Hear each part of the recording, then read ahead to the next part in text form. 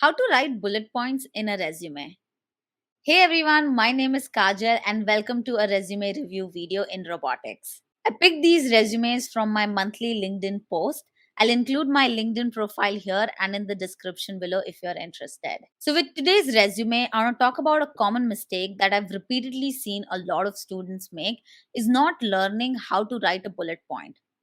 So, firstly, let's understand why we're doing bullet points and not writing an essay or a full sentence in a resume. The point of a resume is to quickly give information about who you are and what it is that you bring to the table for this particular position. Now, resumes are used, yes, during interviews where someone will sit and look at everything you've written, but it's also used to determine if they should call you for an interview.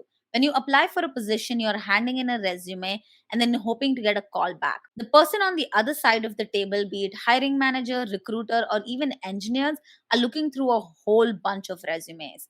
And they don't have time to sit and look at each resume for even 5 minutes. Most of the time, they're going to look at the resume for 1 or 2 minutes max, which is why bullet points are important, where you're writing things in a concise manner and you're not writing full sentences. I can't stress this enough. Do not write a bullet point that is multiple sentences. That's a complete sentence like, my name is Kajal. The point is to get that concise information quickly, so you do not want to start with I am or I have. You want to start with action verbs: created, designed, led, contributed, so on and so forth, and then talk about exactly what you did and include technologies, algorithms, programming languages you've used, and the impact you've created. For example, reduced cost by 20%, improved efficiency by 5%. So, that is information that will create an impact, that, oh, this person made a real impact in the work they did. Or if you mention specific algorithms, they can quickly read that and be like, okay, this person knows this algorithm, which is a good sign. And maybe I should spend a couple of more minutes looking at this resume and figuring out if I should call this person for an interview. So make sure to write those bullet points in those format: action verb, what you did, technologies you used, and the impact you created. With that, let's get into today's review. Now, I'll be honest, I've not seen a lot of two-column resumes. I don't think there's anything wrong with writing two-column resumes. It's completely acceptable format. I think it actually gives this person an advantage because it's something different in the pile of resumes I might have probably looked at. Great to have the education and skills right off the bat. It's great you've included links to HackerRank, GitHub, and LinkedIn. I did check their clickables again. Great job. It's good you know all the programming languages such as C, C++, Python, and you've included all the different simulation software you're comfortable with and operating system you're comfortable with. It's great you have Linux. I see a lot of people not talk about Linux and just Windows because in the field of robotics, Linux matters. The one thing I would say about this format is there's a lot of white space out here in the middle. I would say decrease the column width and not have so much white space.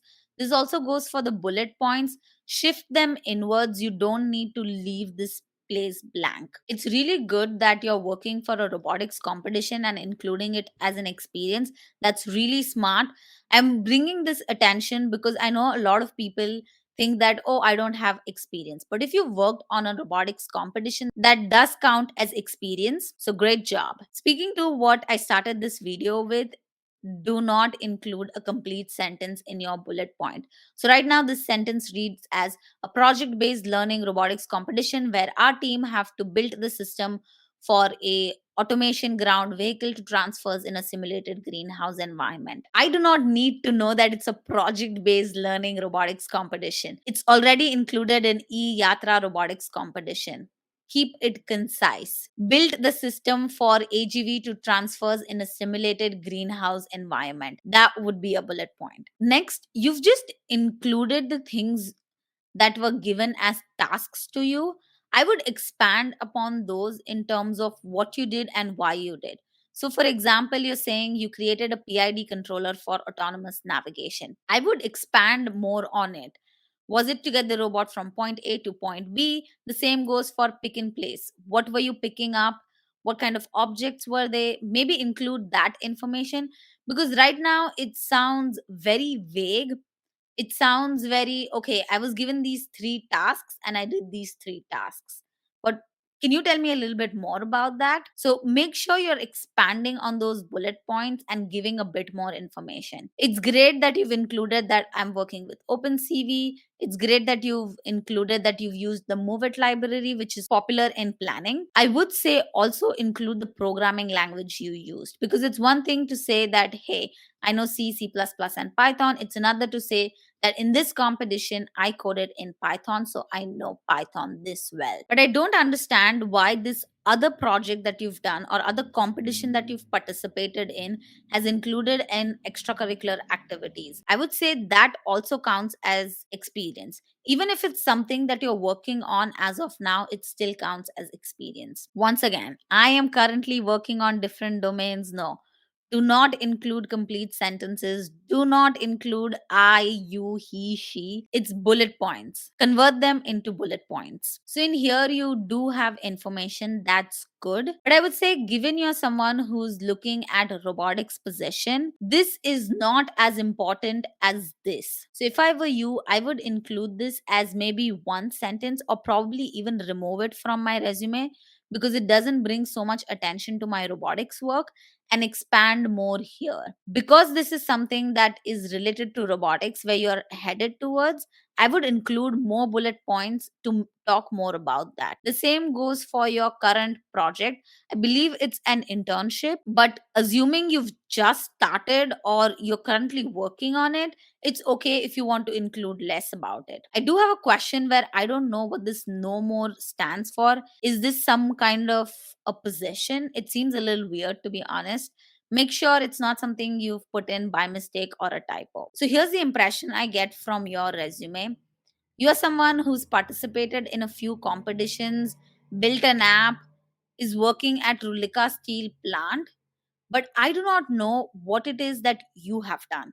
It seems very vague at this point. I would include more information in terms of the things you have done. Overall, as I said, if you're interested in robotics, you do have the things such as working with an Arduino, robotics competitions. So make sure you're talking a little bit more about that and highlighting your contribution towards those competitions. If you found this video helpful, make sure to give it a like, and if you haven't already, don't forget to subscribe. Thank you for watching, and I'll see you in the next video.